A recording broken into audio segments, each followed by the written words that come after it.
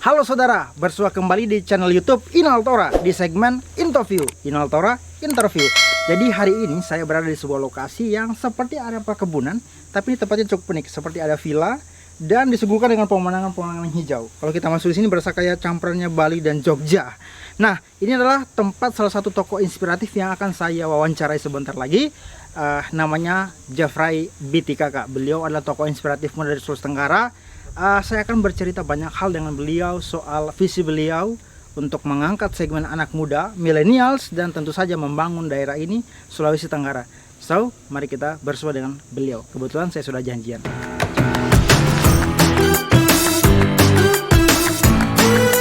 Selamat siang, Pak.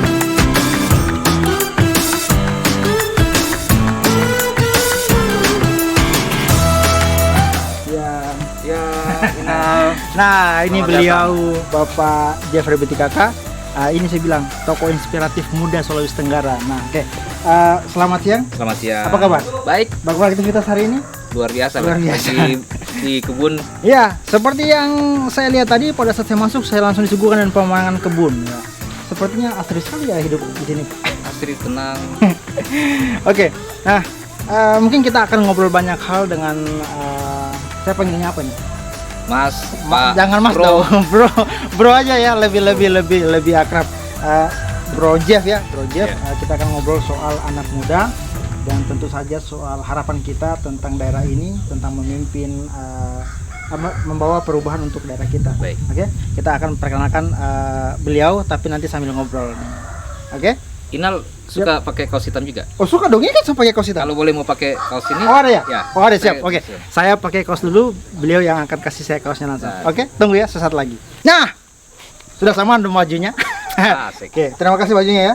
Akhirnya saya sudah lebih match hari ini. Jadi kita mulai ngobrolnya ya. Boleh? Oke, siap. Kita sambil keliling-keliling ya? Oh sama keliling. Asik. Oh kita menikmati tempat beliau. Ini cukup asri. Oke. Jadi soal hari ini kan yang lagi isu adalah milenial nih, bro. Milenial. Sebenarnya konsep anak muda dalam membangun daerah seperti apa sih menurutnya, Bro Jeff? Ya, anak muda ini kan sekarang jadi lagi hits ya. Iya. Karena banyak figur-figur muda baik di daerah dan nasional itu mulai muncul. Kemudian mereka juga mulai bergaul dalam dunia politik. Dulunya kan masih banyak apatis. Iya. Apatis dalam politik, dalam bidang-bidang yang lain, karena anak muda milenial ini memang harus punya karakter, punya integritas. Bukan hanya dia di label milenial, kemudian merasa bahwa saya juga bisa. Sebelum dia melakukan banyak hal ya, dia harus mengerti bahwa dia harus punya kapasitas juga. Sehingga karakter dia ada, integritas dia ada, supaya tidak seperti pendahulu-pendahulu. Yang bagaimana kita lihat, kalau daerah kemudian bangsa ini dibangun oleh pendahulu-pendahulu, kemudian ada generasi yang disiapkan, itu yang perlu. Iya. Karena ke depan tanpa ada generasi yang siap, tanpa ada milenial yang dipersiapkan juga, lemah estafet kepemimpinan. Ya, karena memang label milenial ini sekarang yang penting saya anak muda. Saya bisa membangun daerah, tapi tidak ada basic skillnya. Apalagi kan bicara membangun berarti sebenarnya bicara leadership.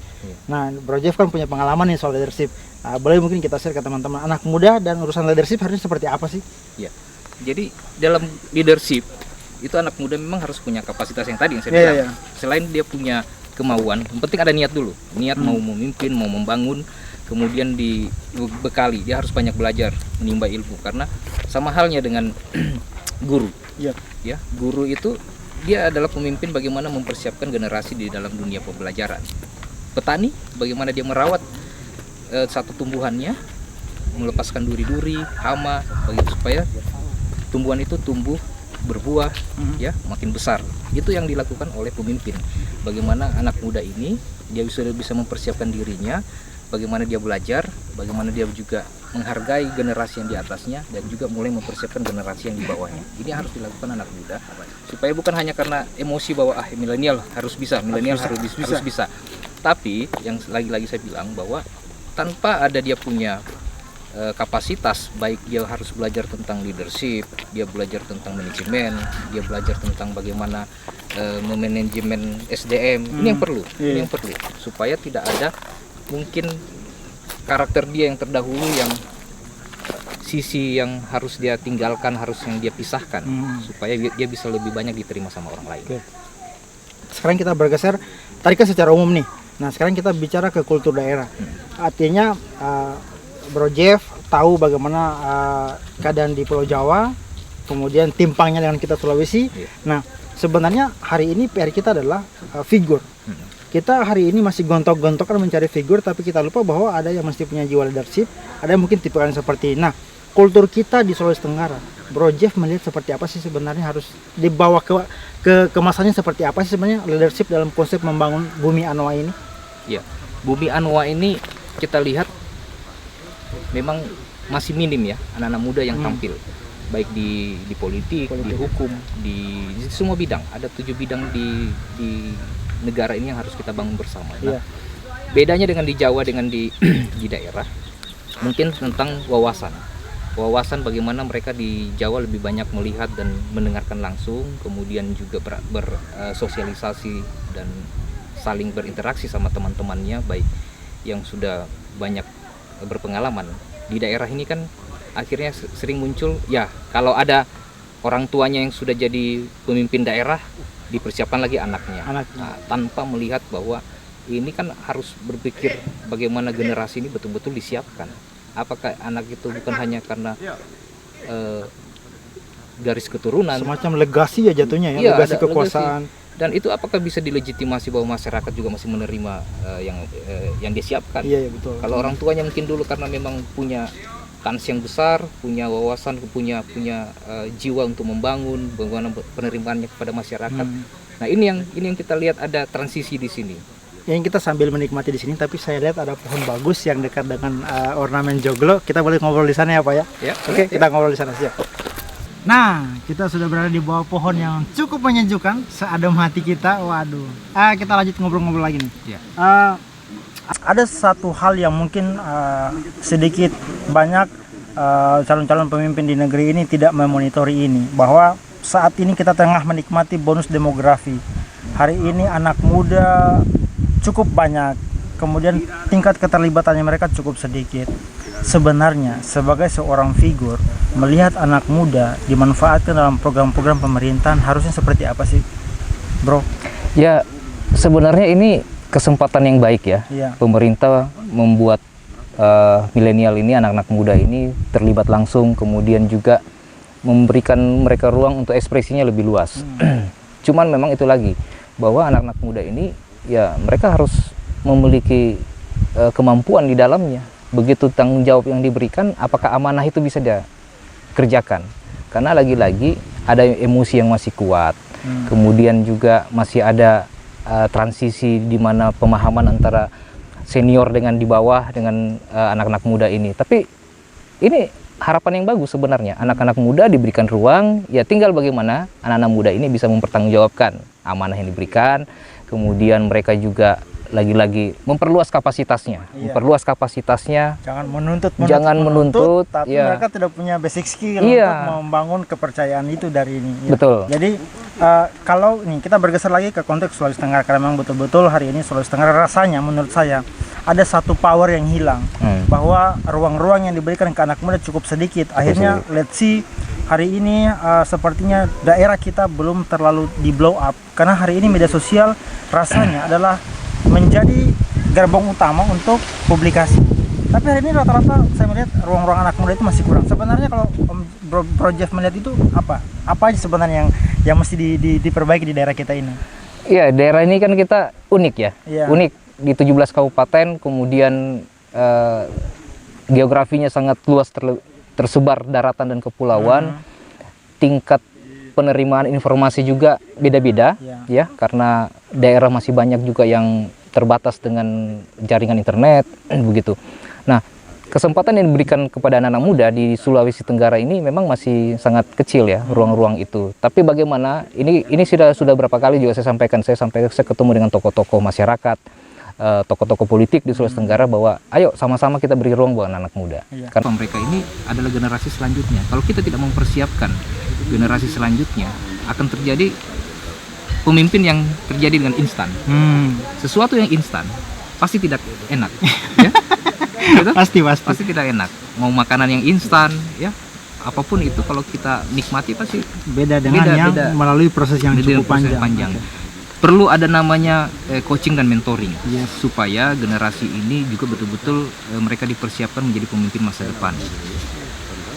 Kita ada di kebun, pohon bedanya dengan rumput. Kalau rumput ini kan tertata tapi diinjak dan beda varian, ya. Tapi kalau pohon dia lebih dikenang, karena pohon itu menjadi satu figur yang kuat. Dia bisa menjadi pembatas, bisa menjadi melindungi, ya, berteduh seperti di sini. Nah, kemudian dia punya akar yang kuat, ada angin menerpa pun dia tetap kuat menghadapi apapun. Seperti itulah pemimpin yang harus disiapkan. Harusnya. Jadi pohon dia bisa menjadi pohon, bisa melindungi, bisa menjadi kuat supaya tidak seperti rumput yang diinjak, gampang rusak. Nah, inilah yang harapan kita ke depan, bahwa kenapa anak muda di Sulawesi Tenggara ini harus juga mereka terus belajar dan belajar. Banyak hal, tidak hanya begini, tidak hanya terjebak dalam konteks dalam masyarakat kita di Sultra ini masih ada bahasa bahwa kalau dia jadi PNS baru jadi orang. Ini yang cukup jadi semacam cukup menghantui. Hari ini kita kalau nggak PNS tidak dianggap sebagai seseorang.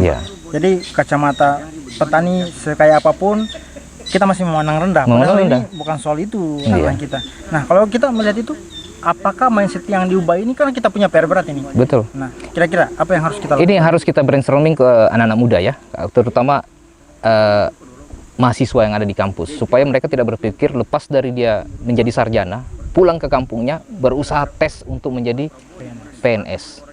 Padahal banyak ruang anak-anak muda ini bisa berkreasi, ya, di dunia kreatif, di dunia pengusaha. Sedini mungkin bagaimana dia masih kuliah, dia sudah bisa belajar, baik dia berusaha, baik dia melakukan interaksi dengan banyak organisasi kampus yang bisa membuka ruang mereka mempunyai jaringan dengan senior-senior, sehingga baik di dunia usaha, di dunia usaha ini udah luas nih. Mau dia mau berkebun, dia mau apalagi usaha retail, ya, kuliner, itu terbuka. Agak melipir sedikit.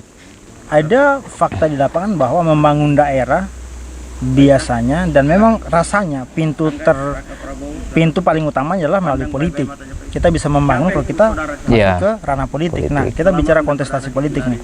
Nah, hari ini kita ngobrol pengen membangun ABCD, mengubah ABCD, tapi kita tidak punya kendaraan politik. Sebenarnya sejauh apa sih urusan politik ini cukup menjadi semacam, bukan juga menghalangi, tapi kita harus berpolitik kalau bisa mengubah bangsa ini. Kalau ada statement seperti itu. Ya, memang di dalam ruang politik ini memicu adrenalin, ya, memicu adrenalin karena anak-anak muda juga lihat, oh ternyata jenjang untuk berkarir lebih gampang di politik. Ya, baik dia mau berusaha, dia masuk di partai politik. Karena ada jaringan di situ. Dia mau ngapain, dia masuk di partai politik. Karena memang lagi-lagi dunia politik di Indonesia ini menjadi satu hal yang begitu men-trigger anak muda supaya mereka bisa berekspresi luas, padahal banyak dunia lain. Oke, politik hari ini bicara tentang bagaimana ini bisa menjadi pintu masuk anak-anak muda untuk dia berkarya, dia berkarir. Itu wajar-wajar saja, wajar-wajar saja selama dia mau dikader, ya, dia mau di-mentoring sama seniornya, kemudian dia banyak belajar dari situ. Itu memang karena politik ini di negara kita ini memang harusnya anak-anak muda terlibat di dalamnya.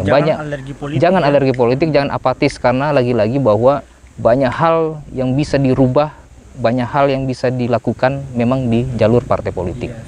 Begitu ada perwakilan di dewan, ya inilah keterwakilan anak-anak muda. Sekarang kan sudah banyak anak muda di Sulawesi Tenggara ini menjadi anggota dewan. Tinggal kita tunggu kiprahnya mereka. Jangan sampai mereka hanya menjadi seperti yang lain, seperti terdahulu, hanya datang duduk diam gitu kan. Mengaku wakil, tidak mewakili. Nah, kalau begitu, Om Jeff pasti punya harapan-harapan tentang bagaimana membangun daerah kita ini. Salah satu hal yang bisa kita lakukan agar daerah ini kita bisa tidak minimal kita tidak melampaui, tapi minimal sejajar dengan daerah lain. Apa sih sebenarnya yang harus kita proyeksikan ke depan kalau dari kacamata Bro Jeff? Iya, saya punya harapan yang besar untuk Sulawesi Tenggara, karena Saya lahir besar di Sulawesi Tenggara, di Kendari, kota yang begitu kekerabatannya sangat tinggi. Saya sudah keliling Indonesia 34 provinsi. Safari. Kearifan lokal kita cukup Kearifan terjaga. lokalnya sangat terjaga. Begitu kekerabatannya sangat indah, ya. Kemudian hubungan antar masyarakat begitu sejuk. Ya.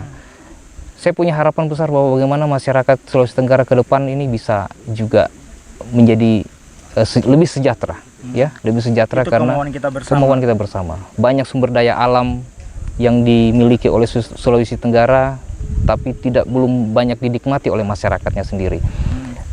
Tinggal memang PR besar adalah bagaimana kita mempersiapkan itu generasi berikutnya. Karena sumber daya manusia lagi-lagi di Sulawesi Tenggara ini itu yang memang harus kita PR kita ini. PR ini, ya. SDM ini sangat PR besar karena inilah pintu masuk bagaimana daerah itu bisa berkembang kalau SDM-nya unggul. SDM-nya punya kapasitas di dalam berkompetisi dengan daerah lain. Nah, Sulawesi Tenggara ini diminati banyak orang, ya. Mau orang seksi, mau dari daerah lain, dari negara lain kan berbondong-bondong masuk di Sulawesi Tenggara. Kita akhir-akhir ini kita memang jadi seksi nih. Jadi seksi. Saya dengan teman-teman sudah banyak datang dan menyampaikan gagasan, kemudian ide-ide untuk Sulawesi Tenggara. Saya bilang, ayo kita mulai mempersiapkan apa yang harus mempersiapkan diri, kemudian mempersiapkan ide gagasan itu. Apakah kita bisa juga menjadi bagian dari Sulawesi Tenggara ini, di ruang mana pengabdian itu? Karena bagi saya ruang pengabdian ini sangat banyak, sangat banyak. Masih banyak kita mengabdi ke masyarakat. Yang penting kita hidup ini kan bagaimana kita bisa membagi, ya, bukan hanya hidup untuk sendiri, cukup untuk sendiri, tapi bagaimana kita berguna bagi banyak orang lain. Inilah panggilan saya untuk bagaimana nanti di daerah Sulawesi Tenggara ini banyak hal yang harus kita. Saya sudah keliling juga 17 kabupaten. Ya. Banyak saya untuk daerah kita, ya. Untuk daerah kita. Saya lihat ke daratan kepulauan. Darat, udara, laut ini untuk menjangkau Sulawesi Tenggara ini luar biasa. Saya sudah lihat bagaimana ada kesenjangan yang jauh, ya, dari setiap kabupaten, apalagi yang kabupaten yang baru mekar, itu memang perlu untuk segera ditingkatkan pembangunannya. Perlu ada kepala daerah yang punya visi yang lebih jelas ke depan, supaya bagaimana mereka fokus kepada pembangunan struktur daerahnya, kemudian pembangunan SDM. Karena otomatis kalau SDM-nya dia unggul, SDM-nya dia punya pemahaman yang lebih luas tentang bagaimana membangun daerah, masih mereka punya ide-ide. Mereka punya ide-ide. Dan dari 17 kabupaten kota ini kan masing-masing hadir dengan tipikal masalah yang berbeda-beda. Kan? Nah, tinggal dieksekusinya apakah bagaimana ini PR besar dari masing-masing kepala daerah. Nah, sekarang begini, ada lagi satu hal yang saya dapatkan bahwa era kita adalah era kolaborasi. Mungkin kita akan bersepakat bahwa kita mesti berkolaborasi. Membangun rumah pun mesti kita kolaborasi, tukang kayu, tukang batu, interior dan sebagainya. Nah, apakah Sulawesi Tenggara sebenarnya butuh itu sekarang? Yang saya rasanya beberapa kepala daerah yang ada di kabupaten kota masih kurang kolaborasi, melibatkan beberapa sebut saya konsultan, sebut saja apa. Karena membangun daerah kita hari ini PR-nya kita, kalau kita bermasalah dengan jalan raya terus jadi masalah hampir setiap hari. Kemudian bermasalah lagi dengan pembangunan fisik. Apa yang kita lihat pembangunan fisik dibangunkan oleh kepala daerah, kemudian habis itu beberapa hari tidak terpakai lagi, sia-sia. Nah, manajemen kolaborasi ini yang kurang rasanya, melibatkan apakah swasta atau apa dan sebagainya. Nah, dari kacamata Bro Jeff melihat ini pentingnya kolaborasi era kita hari ini, kepala daerah harusnya seperti apa sih membuka ruang-ruang itu untuk perubahan di daerahnya? Amat sangat penting yang namanya kolaborasi, ya, karena ini menjadi satu sinergi antara pemimpin daerah dengan masyarakatnya. Masyarakat ini bicara tentang siapa yang punya skill di dalam untuk bersama-sama membangun daerah. Karena pemimpin daerah itu kan dia harus mapping daerahnya, dia harus tahu, dia harus ada potret bahwa apa sih kebutuhan masyarakat, supaya yang menjadi urgensi dari kebutuhan masyarakat itu dulu yang didahulukan. Jadi kayak primer kebutuhan harus dari awal ya. Kalau memang ada pembangunan terminal lah, rumah sakit lah, ya kan, jalan, apakah itu sudah sangat perlu buat masyarakat, gitu. Kemudian kolaborasi ini bagaimana dia bisa mendapatkan semua source yang untuk bisa mendukung dia punya pembangunan. Perlu ada namanya PR, ya, PR supaya daerah ini ditahu bahwa oh dia lagi membangun ini. Oh iya, itu yang kurang ya? Iya, itu yang Kita kurang. jarang sekali melihat potret pembangunan di daerah. Jarang, minim. sangat. Apalagi kita dunia sekarang udah digital, media sosial. Hari ini kita mengakses Sulawesi Tenggara belum ada.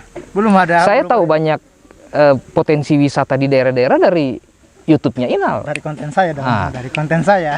Ternyata Dari konten saya dong. bahkan itu kenapa pemimpin daerah tidak memblow up daerahnya? Itu kan potensi untuk Nah, PAD. Ini PR bahwa yang sekalipun jadi hari ini kan luar biasa. Wisata itu jadi magnet.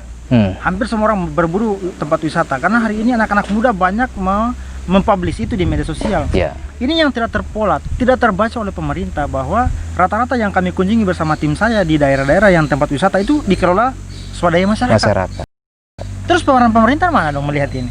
Jadi memang akhirnya masyarakat ternyata lebih menyayangi daerahnya. Lebih punya kemampuan untuk itu. Ya Terus kan? kepala daerah masih kurang kepekaannya terhadap ini.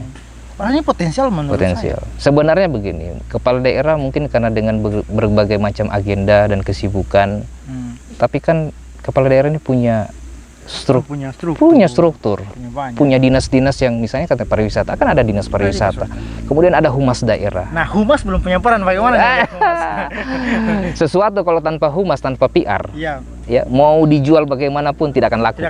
Tidak akan laku. Tidak ada yang memberitahukan itu, ini begini. Tapi hari ini kita melihat peran itu masih sedikit. Sangat sedikit. Saya lama di dunia industri kreatif. Saya tahu bahwa misalnya satu produk kita mau jual dari luar negeri masuk di Indonesia, saya konsultannya. Biaya untuk promosi itu lebih tinggi daripada biaya untuk hal-hal yang lain. Iya. Harusnya seperti itu. Jadi promosi ya. Promosi karena otomatis kalau dia ada promosi potensi wisata daerah ataupun apapun itu, PAD kan akan datang. Otomatis. Karena kita mengundang orang datang. Ini yang jadi PR juga ke depan. Ada harapan yang besar dari saya supaya ada pengabdian yang saya mau berikan buat Sulawesi Tenggara. Saya melihat bahwa ini saya punya kampung. Saya punya beban untuk daerah ini. Saya bilang ayo sama-sama. Panggilan jiwa. Okay. Ayo sama-sama kita bangun daerah ini. Ya. Potensi daerah kita sangat besar. Anak-anak muda kalau digerakkan semua bersama-sama pasti bisa kita kerja sama-sama. Jadi kita menantang Projev untuk terlibat dalam membangun daerah. Kita akan melihat harus seperti apa yang akan dilakukan. Jadi terima ini tantangan ya. Saya terima tantangan. Saya terima tantangan. Harus diterima tantangan bahwa Projev akan siap mengabdi untuk membangun daerah Sulawesi Tenggara. Siap. Closing statement. Harapan terkuat, terdekat, planning yang paling diimpikan bagaimana untuk menata kembali daerah ini supaya bisa minimal sejajar dengan daerah-daerah lain. Kita rasanya cukup tertinggal nih. Kita dilihat seksi, tapi hanya semacam mata saja. Untuk mata sebagian orang, tidak untuk mata Indonesia. Iya. Nah, jadi harapan ke depan dan planning untuk membangun daerah Sulawesi Tenggara. Ini saya memberi tantangan lagi. Iya. Jadi gini, harapan ke depan ya tentunya tadi kita sudah ngobrol bahwa berangkat dari lihat kondisi daerah ya, potretnya sangat ada ketimpangan. Jadi harapan saya pemimpin yang ada sekarang, buatlah sesuatu yang terbaik buat masyarakat. Janji-janji politik itu harus ditunaikan. Jangan sekadar ya. Jangan sekadar. Kemudian planning saya ke depan ya tentunya selain tantangan yang sudah diberikan, sudah ada ide gagasan dan amanah yang diberikan oleh teman-teman. Ayo bersama-sama kita membuat bagaimana perencanaan ke depan, di ruang mana nanti kami bisa mengabdi gitu ya. Saya bisa memberikan ide gagasan dan kemampuan baik pemikiran, ide gagasan ya supaya betul-betul kita membangun daerah. Ini yang menjadi PR besar kita semua, karena bagaimana kita bisa mensejajarkan Provinsi Sulawesi Tenggara ini dengan provinsi-provinsi lain yang sudah duluan naik ya, leading dengan banyak hal di negara kita. 17 kabupaten kota sudah turun berapa? Sudah semua? Sudah semua, 17 kabupaten itu sudah semua. Sudah mapping masalah. Oke, berarti ini tantangan kita accept. Oke, kita akan menantang Projev untuk hadir sebagai figur di Sulawesi Tenggara untuk membangun daerah ini. Oke, tantangan diterima.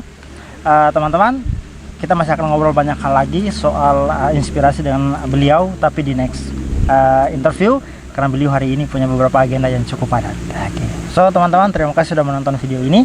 Kita akan melanjutkan interview lagi dengan beliau di part selanjutnya. Tetap subscribe channel ini, tonton video-videonya, di-share kalau ada manfaatnya, dan yang pasti jangan lupa di like dan komen untuk video-video selanjutnya mau interview siapa. Terima kasih sudah menyaksikan video ini. See ya. Terima kasih Bro Inal. Thank you.